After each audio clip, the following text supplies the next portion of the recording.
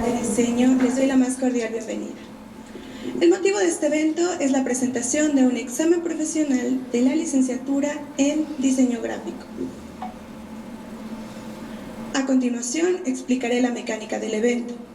Se da inicio con la lectura del protocolo de un examen profesional. El sustentante presentará su exposición en un promedio de 20 a 30 minutos. Al término de esta exposición, el secretario llevará la voz del jurado y dará inicio a la ronda de preguntas, iniciando con el vocal, prosiguiendo con el secretario y finalizando con el presidente. Al concluir la ronda de preguntas, el secretario anunciará la salida del jurado para la deliberación. Concluida la deliberación, el jurado tomará su lugar en el recinto y el presidente dará lectura del acto de titulación y toma de protesta de ley. Daremos inicio a este evento. Le pedimos al público guardar silencio, apagar sus celulares y no distraer al sustentante. En la ciudad de Jalapa, Enríquez, Veracruz, siendo las 12 horas del día, viernes 13 de diciembre del 2019, estamos reunidos para efectuar la evaluación de una tesis para obtener el título de licenciado en Diseño Gráfico, sustentado por Juan Salvador Jarquín Sánchez. Cedo el turno al sustentante para que inicie su presentación. Gracias. Hola, muy buenas tardes. Mi nombre es Juan Salvador Jarquín Sánchez y les presentaré el proyecto Leyendas de Orizaba, serie de 6 tarjetas postales sobre leyendas de Orizaba, Veracruz, tesis para obtener el título de licenciado en Diseño Gráfico. La presentación está segmentada en 6 capítulos que a su vez se dividen en 2 apartados. El primero que abarca la parte de teoría y el segundo que habla sobre el proyecto de diseño. La identidad de una ciudad parte principalmente de su historia, cultura, geografía y tradiciones, y su gente. Orizaba, Veracruz se ha caracterizado por varios de estos puntos, no obstante su relevancia en comparación con otros sitios turísticos era mínima, puesto que no contaba con la infraestructura y recursos necesarios para difundir dichos atributos. De ahí nació el proyecto de la inquietud por formar parte de las acciones que auxiliarán en la misión de reconocer y difundir la cultura proveniente de la ciudad, creando un producto de diseño el cual despierte interés en los turistas, por conocer más acerca de las tradiciones locales. Se decidió utilizar las leyendas como la temática principal. De igual manera, la tarjeta postal sería el medio elegido para poder contener dichas historias, utilizando la fotografía y el fotomontaje digital como técnica representativa. Los fundamentos y la toma de decisiones en el proyecto de diseño serán desarrolladas con mayor claridad a continuación. En el siguiente apartado se presentará una información recopilada de manera cronológica sobre la tarjeta postal durante ciertas etapas históricas de la humanidad. La primera tarjeta postal de la que se tiene registro es la enviada en Londres por el escritor Theodore Hook en 1840. Esta contendría una ilustración de los trabajadores de correo. Posteriormente, en 1861, se producen las Liebman Postcard, que fueron las primeras tarjetas postales privadas creadas por John P. Charlton en Filadelfia, vendiendo los derechos a Emil Liebman. Para 1869 en Austria reaparecería la tarjeta postal gracias a Emanuel Hermann, quien enviaba trozos de papel franqueado para poder hacer llegar sus mensajes.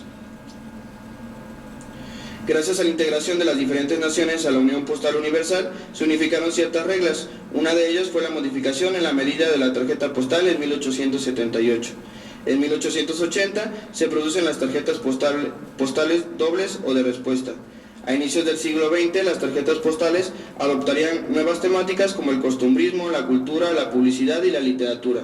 A este periodo se le consideraría como la época de oro de la tarjeta postal. Con esta serie de cambios conllevó a la división del reverso. En 1905 se separa el mensaje de los datos del remitente, dando paso a la tarjeta postal que hoy conocemos. En 1907 surgen las postales fotográficas a cargo de la empresa Kodak, quien con sus nuevas cámaras portátiles permitían al usuario convertir sus fotos en estas. Como resultado de la Primera Guerra Mundial, existiría un nuevo auge artístico del cual influyó a la gráfica de las tarjetas. El Art Deco o las producciones en masa de la Bauhaus son sus principales ejemplos. Los rezagos de la Primera Guerra Mundial propiciaron el desabasto de postales, por lo que la producción de linos y los fotocromos cubrieron dicha demanda. La tarjeta postal llegaría a manos de diferentes artistas durante la posguerra, específicamente en los surrealistas a partir de 1930. Durante el franquismo, en 1950, las tarjetas postales institucionales ayudarían a difundir imágenes modernas de España. La tarjeta postal fue innovándose conforme el contexto en el que se encontrara, pero no fue hasta 1991, con el nacimiento de la World Wide Web, WWW, que la postal evolucionaría en el plano cibernético. A finales de 1994, Judith Donat crea el primer sitio postal llamado The Electronic Postcard, en el cual se encontraban imágenes de diferente índole. La moda de mandar postales por internet comenzó a crecer. Awesome Card fue una página de internet que permitía enviar tarjetas postales por correo electrónico en 1996. Estas postales fueron llamadas Email Express. En la actualidad se encuentran tarjetas postales de diferentes tipos. En el campo cibernético ha ido evolucionando según los avances tecnológicos, creando postales animadas con mayor calidad. Las tarjetas postales en físico se han diversificado no solo en sus imágenes. Ahora podemos encontrar desde tarjetas comestibles hasta las que se pueden sembrar. Para la realización del proyecto se recurrió a diferentes teorías y conceptos de diseño, los cuales son abordados en el presente apartado, con la finalidad de dar a conocer las bases teóricas que encauzarían la elaboración del producto de diseño. La fotografía en un sentido estricto se define como procedimiento o técnica que permite obtener imágenes fijas de la realidad mediante la acción de la luz sobre una superficie sensible o un sensor. A lo largo de la historia ha sido una herramienta que ayudó a representar de manera más real ciertas situaciones o textos, alcanzando valores representativos más fuertes que el de una pintura o una ilustración. Es por eso que los diseñadores recurren frecuentemente a esta para cumplir ciertas características en sus proyectos. El diseñador utiliza imágenes para enviar un mensaje al espectador y así conseguir una interacción. Esto se entiende de mejor manera al conocer la teoría de la comunicación visual. En la gráfica realizada por Bruno Munari se observa cómo interpreta el proceso de comunicación visual. En este proyecto de diseño se toma como emisor al diseñador y como receptor al espectador. El medio por el que viajan los mensajes visuales son las fotografías elegidas en este caso, y los filtros sensoriales, operativos y culturales serían las leyendas, pues son el contexto que previamente generan un lenguaje entre ambos extremos. Para que el diseñador pueda tomar una buena decisión, es necesario que conozca las diferentes variantes de la fotografía, sus cualidades y sus usos. La fotografía se clasifica según su mensaje, su género y su técnica. Cuando se habla del mensaje fotográfico, se refiere a lo que se va a expresar. Esta clasificación se divide en dos vertientes, fotodocumento y fotoarte. Joan Costa la clasifica así, interpretando la fotodocumento como una expresión literal, expresando un mensaje conciso a través de lo real, como lo son las fotografías de Annie Leibovitz, que retrata escenas sin divagar en el mensaje, plasmando únicamente lo que se ve. Mientras que la fotoarte es de expresión connotativa, pues sugiere expresar mensajes subjetivos, por lo que es necesario un contexto para poder entender las imágenes. Un referente de ello son las fotografías de Philip Hartmann para Salvador Dalí, en donde pretendió transmitir una o varias ideas. Para hacer entendidas dichas imágenes, es necesario conocer el trabajo de Dalí en el campo del surrealismo. En cuanto al género, encontraríamos el retrato, el paisaje, la foto de bodegón y la fotoreportaje. Con el paso del tiempo, conforme al avance tecnológico, social y teórico, fueron surgiendo subgéneros que partirían dentro de los géneros principales. Otra clasificación es por su técnica. Estas aportan características estéticas y conceptuales a las imágenes retratadas. Algunas de estas pueden ser la fotografía en blanco y negro, fotos de larga exposición, high speed, fotografía nocturna, la macrofotografía y el fotomontaje. Esta última posee características de congregar distintas técnicas en sí misma, uniendo fotografías ya existentes para crear nuevas composiciones. Con esto se pueden realizar diferentes cosas como juntar elementos, distorsionar proporciones o modificar perspectivas. Es por eso que esta última sería la elegida para representar las historias de este proyecto. Las diferentes maneras de clasificar la fotografía no son necesariamente barreras que excluyan unas de otras, sino todo lo contrario, pues pueden complementarse entre sí para darle sentido a la imagen. A esto lo conoceríamos como hibridación.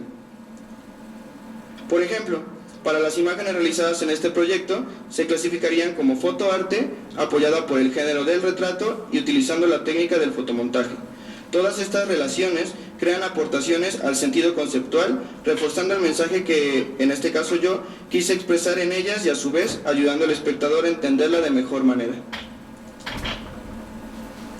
El vínculo entre la fotografía y el diseño gráfico es sumamente estrecho, puesto que la imagen es un elemento de representación muy importante dentro del sistema de comunicación, en el cual el diseñador funge un papel de gran relevancia. ¿Por qué utilizar la fotografía en lugar de otras maneras de representación? Simplemente porque a través de ella encontraríamos todas las virtudes del sujeto u objeto a retratar. La intervención del diseñador en la foto no se centra solamente en la postproducción de la misma, también intervienen en la planeación de las tomas realizadas.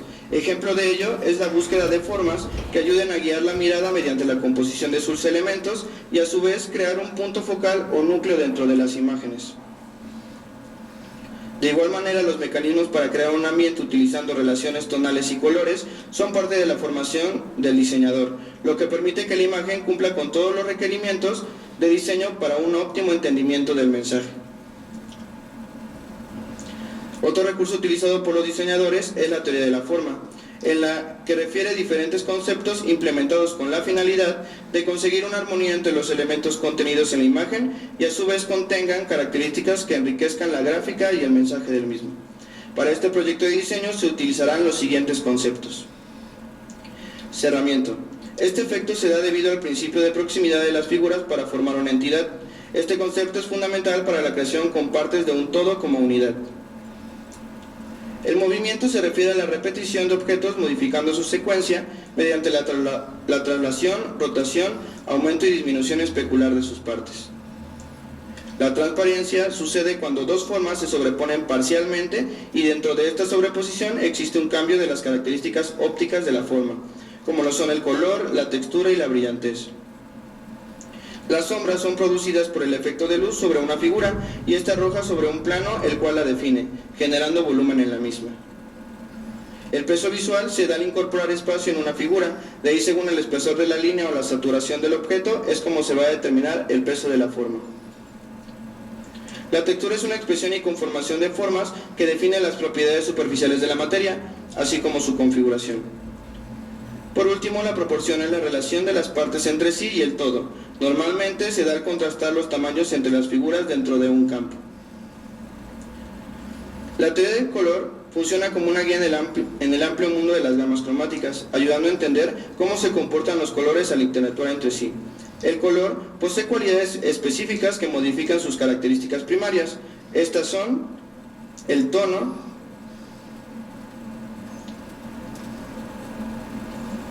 la saturación y la luminosidad. La psicología del color nos dice que elegir un color va más allá de satisfacer necesidades estéticas, pues según la tonalidad de estos pueden influir en la manera de percepción hacia el espectador, provocando cambios de ánimo o ayudando a interpretar el mensaje de la imagen. Por ejemplo, el color rojo normalmente nos evoca la sensualidad, el amor, la pasión y la fuerza, mientras que el color azul nos refleja relajación, tranquilidad, divinidad y conocimiento.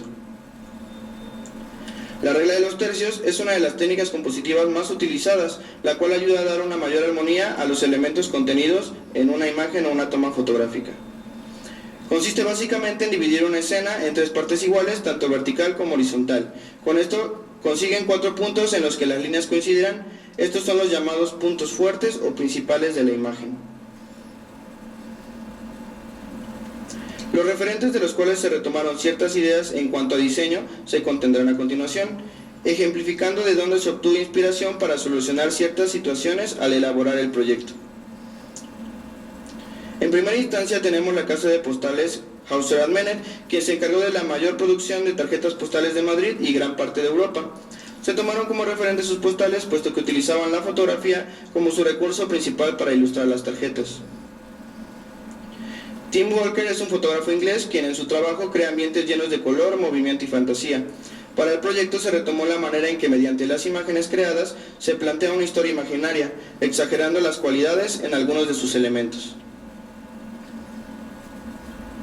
Sandy Sloan es una fotógrafa y artista plástica estadounidense que realiza performance y fotografías a partir de sus visiones personales.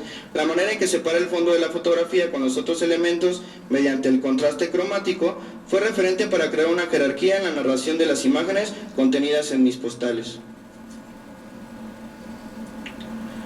Rebeca Saray es una fotógrafa española. Sus obras hablan acerca de la belleza con una mezcla de misticismo, utilizando combinaciones entre contextos lúgubres. La técnica del fotomontaje y el retoque digital para crear dichos escenarios y personajes son técnicas que se comparten en la creación de las tarjetas postales, así como la planeación previa para ejecutar las tomas fotográficas. Por último, dentro de los referentes internacionales encontramos los carteles para películas de terror. De esto se retomó la manera en cómo intervienen las tipografías según la temática, relacionando los títulos con la composición para formar un todo, mediante la distorsión de su perspectiva, su opacidad o demás características formales. Guías postales es un movimiento de la editorial Espejo de Viento, quien utiliza fotografías de artistas seleccionados. Las imágenes expresan distintos ángulos de México, reflejando una identidad. Esto se replica en mi proyecto, pues mediante las imágenes creadas sobre las leyendas de Orizaba, se pueden dar a conocer las mismas características de esta ciudad. Krishna BR es una fotógrafa sinaloense conocida por sus autorretratos. Sus fotografías relatan una historia mediante los elementos que la conforman. La edición digital y sus paletas de colores. Usa como referentes pinturas antiguas para contextualizar sus imágenes. En el caso de este proyecto, las leyendas son la base a representar gráficamente. Fernando Montiel Klein es un artista mexicano que realiza sorprendentes escenas, las cuales se caracterizan por generar un gran impacto visual al espectador. Este logra una jerarquía entre personajes y elementos mediante su composición. Lo mismo es pensado durante la elaboración de las imágenes de las tarjetas postales, logrando crear una secuencia narrativa en ellas. La recopilación de los conocimientos planteados en todo lo antes mencionado se encuentra en el siguiente apartado, exponiendo los pasos necesarios para concretar el resultado final del producto. Las causas que influenciaron e incentivaron a la realización de este proyecto también se encuentran a continuación. A lo largo de la historia, la tarjeta postal ha fungido como promotor turístico de gran cantidad de lugares. Aunque las temáticas de estas son variadas, las imágenes que presentan alguna ciudad o sitio en específico siguen predominando en su gráfica. ¿Quién no ha visitado otro país o ciudad y ha traído consigo un recuerdo de dicho viaje? ¿O ha comprado un souvenir para sus familiares y amigos que no pudieron viajar contigo? La postal funciona como eso, como un recuerdo del lugar visitado con el que puedes conocer y conservar parte de este. Actualmente la ciudad de Orizaba, Veracruz, ha crecido turísticamente. Esto desde su nombramiento como pueblo mágico en el año de 2015, recibiendo una mayor cantidad de turistas. Esta ciudad alberga una gran cantidad de sitios emblemáticos que poseen historia, reflejando con ellas parte de su cultura y tradiciones. Ejemplo de ellos son las leyendas, que relatan hechos paranormales que la gente cuenta con el paso de los años, transmitiéndose de generación en generación.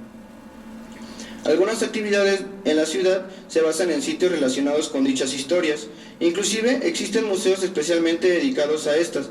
Lamentablemente muchos de los visitantes no logran conservar un recuerdo físico de aquellos lugares e historias, los cuales puedan compartir con sus familiares y amigos. Si bien existen tarjetas postales de la ciudad, su diseño es muy básico, limitándose a difundir imágenes de los edificios o calles más importantes. Como objetivo particular, se utiliza la fotografía y el retoque digital como la técnica representativa ideal que funciona en conjunto con el diseño y la composición de la postal para poder atraer al espectador y generar un interés mayor por conocer más acerca de dichas historias. Se realizó un estudio de diferentes fuentes sobre las leyendas que existen en la ciudad de Orizaba. Estas fueron extraídas de un libro difundido en las escuelas primarias de dicha localidad y otras de distintas páginas de internet dedicadas a recopilarlas. Se eligieron 6 historias, las cuales fueron La Sirena de Ojo de Agua, El Nahual de la Alameda, El Pico de Orizaba, La Niña y el Ángel, El Cerro del Borrego y el Exconvento de San José. Antes de comenzar con el bocetaje y decidir las especificaciones formales de las tarjetas, era necesario conocer las características temáticas y conceptuales de las leyendas para determinar un estilo en la composición que ilustrarían cada relato. Las características que más prevalecen en las leyendas fueron el miedo, los hechos sobrenaturales, la fantasía, la oscuridad y el terror. Se decidió establecer la medida de 10 por 15 centímetros, esto después de analizar distintas tarjetas postales y sus proporciones. Se determinó cuál sería la orientación utilizada de la postal, utilizando el frente de manera vertical para colocar la imagen y el reverso en horizontal, en lo que los diferentes componentes de la tarjeta tendrían lugar junto con el texto de la leyenda en cuestión. Una vez teniendo en cuenta los puntos anteriores y conocer una de las leyendas a representar, se comienza con el proceso de bocetaje. Para cada leyenda se realiza una lluvia de ideas sobre diferentes conceptos que pueden representar la narración. Después se hacen algunos bocetos a mano de cómo quedaría la composición, utilizando algunos de los conceptos escogidos. En este caso, para la leyenda de la sirena de Ojo de Agua, se utilizaron conceptos como sirena, hombre, agua, iglesia, tesoro, riqueza, avaricia, fantasía y miedo. Se elige uno de los bocetos realizados a mano, utilizándolo como guía para la toma fotográfica. Algunas condicionantes como la perspectiva, posición de los personajes y utilería se modificaron al tomar las fotos con la finalidad de mejorar la idea inicial en el proceso de postproducción.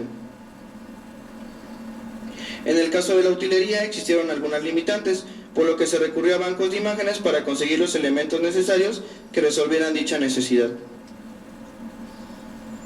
Reuniendo lo necesario, se continúa con el proceso de postproducción, en el que se ensamblan todos los elementos recabados mediante la técnica del fotomontaje, generando una composición similar a la del boceto a mano.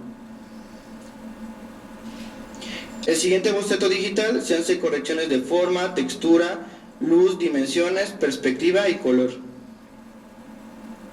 Durante el proceso de optimización del boceto digital se utiliza la antes mencionada regla de los tercios, la cual ayudaría a distribuir los personajes y su interacción con los demás elementos de la escena, creando una jerarquía en la narrativa visual mediante distintos puntos de atención.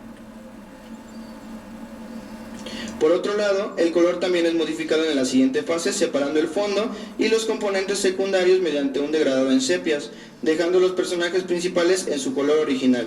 La separación de las piezas por el color y la estructura de ellas mediante la regla de los tercios permitió crear un estilo que regiría en las demás imágenes creadas para la colección de tarjetas postales.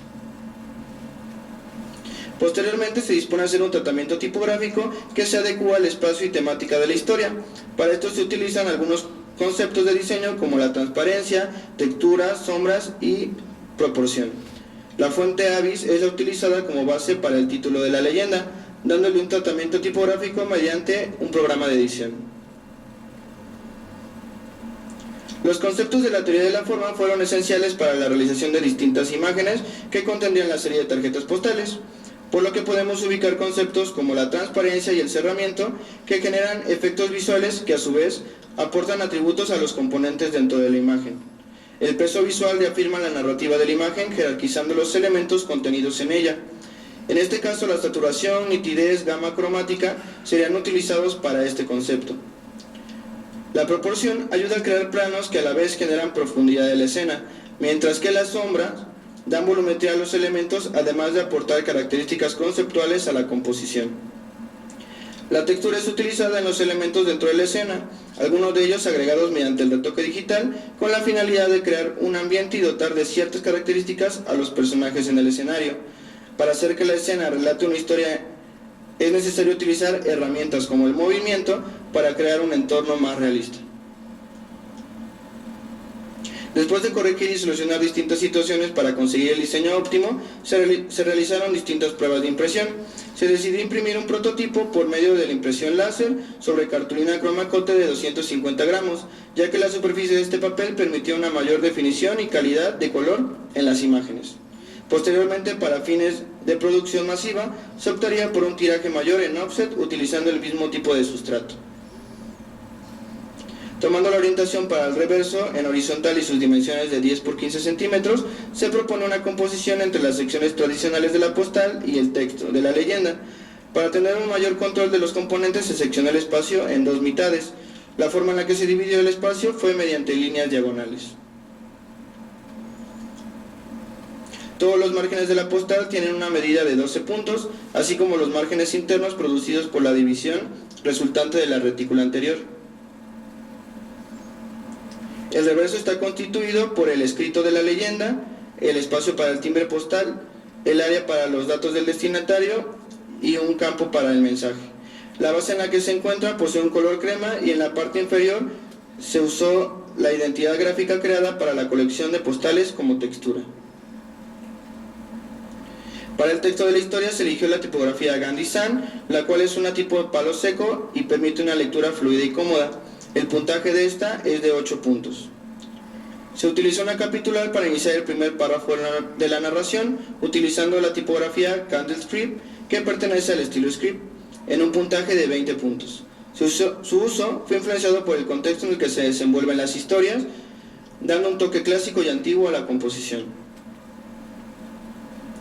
Para este proyecto se realizó una identidad gráfica con el nombre de Leyendas de Orizaba, la cual representará la colección de tarjetas postales. Su formología está diseñada con base en el contexto de las historias, inspirándose en los fantasmas, los cuales poseen transparencia y desvanecimiento en su forma. El empaque está diseñado como un contenedor plegable que sirva de envoltura para la serie de postales. Esta se imprimió y produjo sobre cartulina Tizian de 120 gramos por ambos lados. El empaque cerrado mide 15.3 por 11.5 centímetros. En su parte frontal podemos encontrar la identidad gráfica utilizada en las tarjetas postales. Mientras que en la vuelta encontraríamos los datos del producto, una etiqueta con la identidad gráfica impresa y un corte que permite mantener cerrado el empaque. Al ser desplegado el empaque mide 23.7 por 21.6 centímetros. La sección central posee una reseña del proyecto en la que se utiliza nuevamente la fuente Gandhi San a 10 puntos, además de una pequeña frase con la tipografía CandleScript a 22. En las demás partes aparecen los títulos de la leyenda en transparencias con la misma fuente tipográfica. A continuación se muestran los resultados finales del proceso de diseño, presentando las 6 tarjetas postales y su empaque. Este sería el empaque extendido en su lado exterior, en su lado interior, el empaque cerrado en su frente y en el reverso.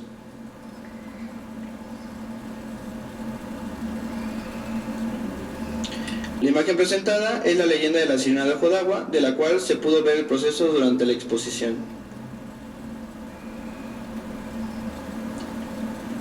La siguiente imagen representada es la de la leyenda del Nahual de la Alameda, en la que se realizó un tratamiento tipográfico en el título, dotándola de características propias de la niebla, la cual forma parte del ambiente.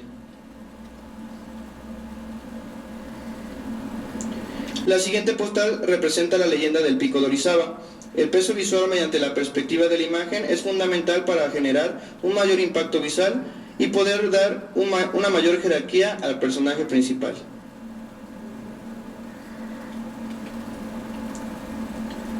En esta postal vemos la representación de la leyenda del Cerro del Borrego, la cual se realizó la toma fotográfica realizada en el lugar, utilizando elementos que se encontraban en el mismo.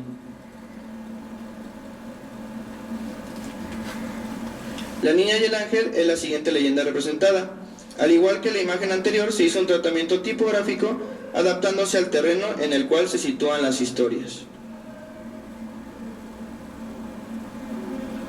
Por último encontramos la leyenda del convento de San José, en la que se utilizaron principalmente conceptos como sombra, textura y transparencias para dotar de misticismo a la escena representada.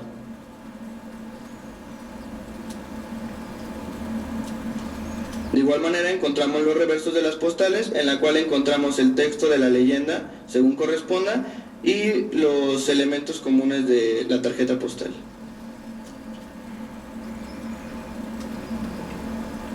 También se presenta un compendio de imágenes en las que se puede observar cómo interactúa el usuario con el producto terminado.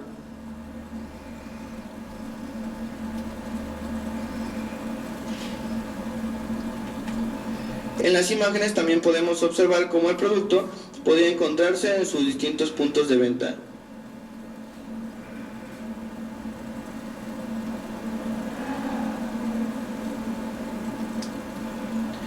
Entender a quién se venderá un producto es muy importante, puesto que de lo contrario se corre el riesgo de no llegar a tener el impacto deseado. La publicidad y las estrategias de venta no estarían enfocadas a un grupo en específico al cual vender y estaría a perder tiempo y dinero en estrategias sin éxito.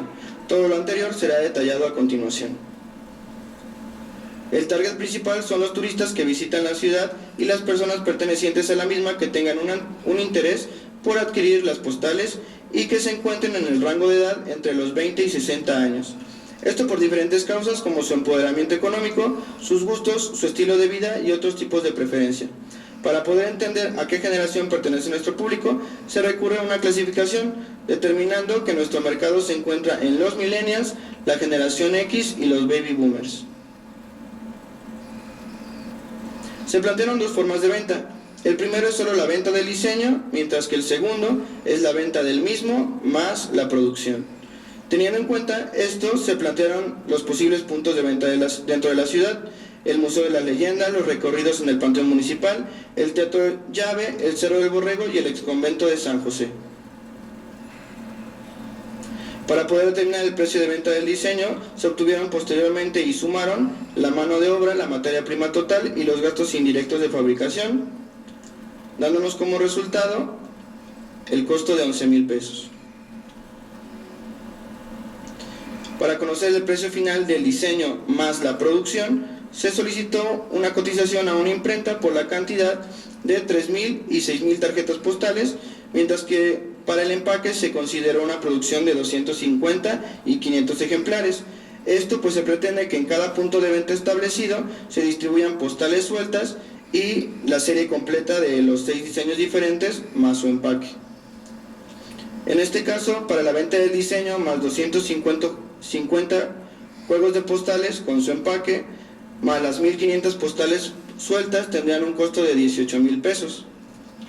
Mientras que el diseño más 500 juegos de postales con su empaque más 3,000 postales sueltas, tendría un costo de 22,000 pesos.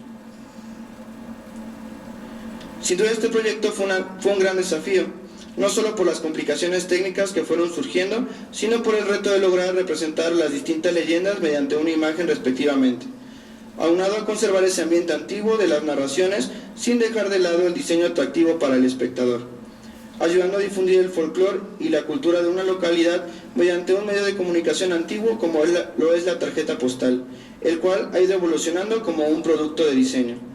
Es gratificante ver cómo mi formación como diseñador gráfico me ayudó a ser el materializador de las historias en imágenes para este proyecto, utilizando recursos como la fotografía y el fotomontaje digital para poder crear dichas narraciones sin dejar de lado el diseño editorial que conformaría por completo el producto final.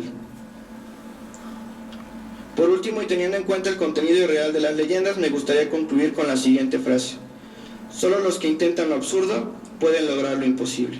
Muchas gracias. Del acta de titulación y toma de protesta de ley. Acta de titulación. En la ciudad de Jalapa de Enríquez, Veracruz, a las 12 horas, el día 13 del mes de diciembre del 2019, se reunieron los miembros del jurado, integrados por los señores especialista en literatura aplicada al guionismo Julia Saray Polanco Chusvin, diseñador gráfico Benjamín López Otero, maestro en diseño tipográfico José Manuel López Rocha. Bajo la presidencia del primero y con carácter de secretario el último, para proceder a efectuar la evaluación de tesis para obtener el título de licenciatura en diseño gráfico, con reconocimiento de validez oficial de la SEP, según acuerdo número 93-3101, de la fecha 29 de enero de 1993, que sustenta Juan Salvador Jarquín Sánchez. Los miembros del jurado examinaron al sustentante y, después de deliberar entre sí, resolvieron declararlo aprobado por unanimidad. El presidente del jurado le dio a conocer el resultado y procedió a tomar la protesta de ley.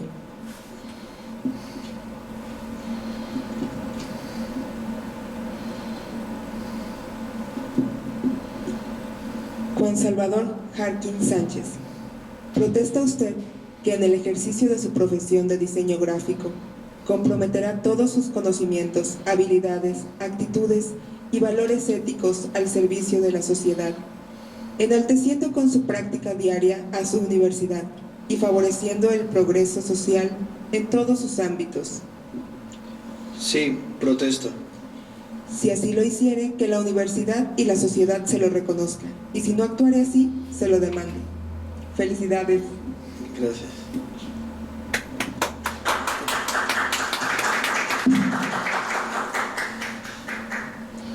Gracias.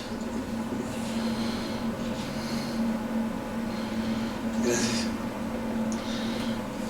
Gracias. Gracias. Gracias.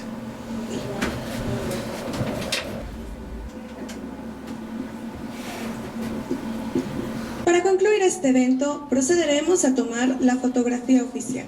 La Universidad Gestal de Diseño agradece a todos su presencia. Felicidades.